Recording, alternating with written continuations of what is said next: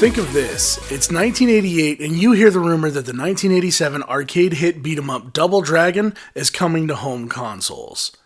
You know Double Dragon all too well. You and a buddy dropped quarter after quarter into it. You played as Billy and Jimmy Lee. What you weren't expecting is the nasty little surprise Nintendo had in store for you when you got the game home. But before we talk about what the game lacks, we need to talk about all the things that Double Dragon gets right. Let's start with the graphics. Not only does Double Dragon do a respectable job at arcade-like graphics and art styles, but the sprites are quite detailed.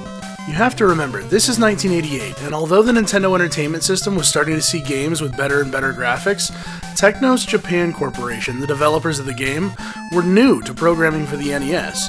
Trade West, listed as producer, was getting started in America and bringing games from Japan and handling translations when necessary, but Technos made the game, and they were new to developing on the Nintendo.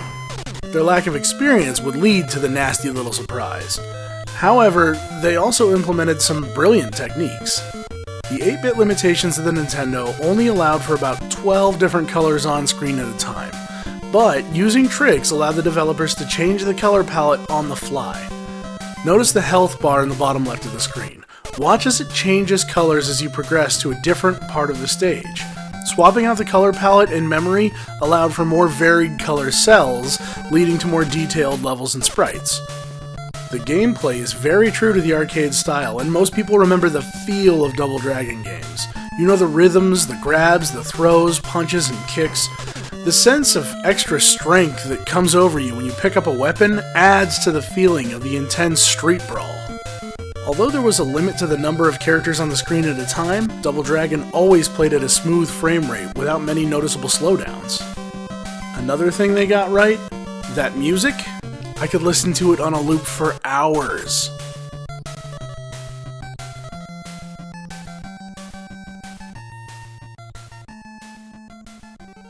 Speaking of the iconic music for Double Dragon, even the Atari 2600 version of the game nailed that part of the experience.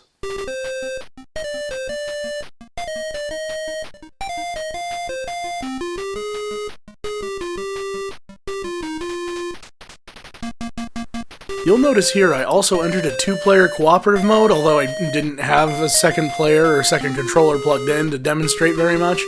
Still, the Atari version of Double Dragon did a decent job of bringing the arcade experience to the home.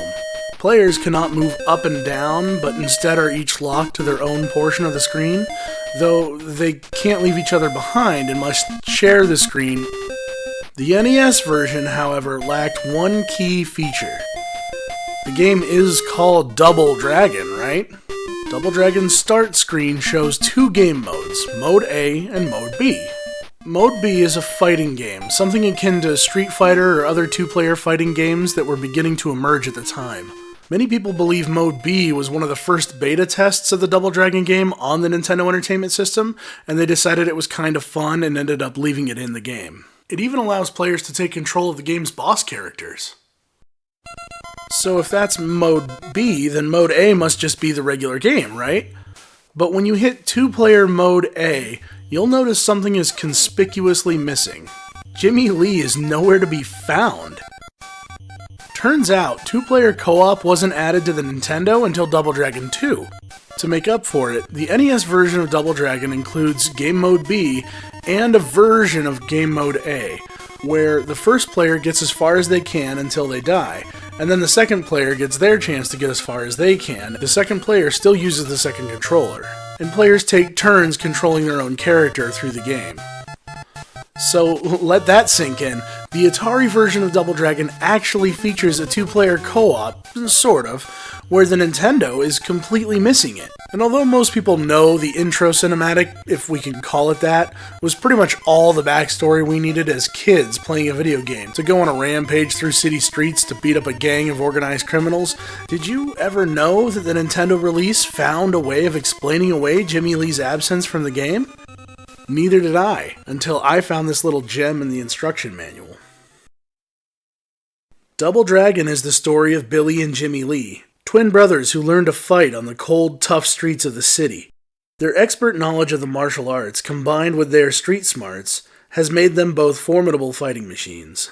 But now, Billy is faced with his greatest challenge. His girlfriend, Marion, has been kidnapped by the Black Warriors, the savage street gang of the mysterious Shadow Boss. Using whatever weapons come to hand, knives, whips, bats, rocks, oil drums, even dynamite, Billy must pursue the gang through the slums, factories, and wooded outskirts of the city to reach the hideout for his final confrontation with the Shadow Boss, his brother Jimmy. Holy crap! Jimmy Lee's the Shadow Boss? Why have I never heard this before now? This lends a whole new interpretation to the box art. The arcade game, and even the NES game, lead up to a large final battle with Willy. I didn't create this show to get into spoiler territory, but this is in the manual. After you defeat Willy, that door opens up again and out comes Jimmy Lee, ready for action. I couldn't believe it. This doesn't seem to stick much with game canon, because in the sequels, Billy and Jimmy Lee are both good guys, and both available from the get-go, and you're still going after the Shadow Boss and more criminal bad guys. But it turns out they may have found some subtle ways to address this variance.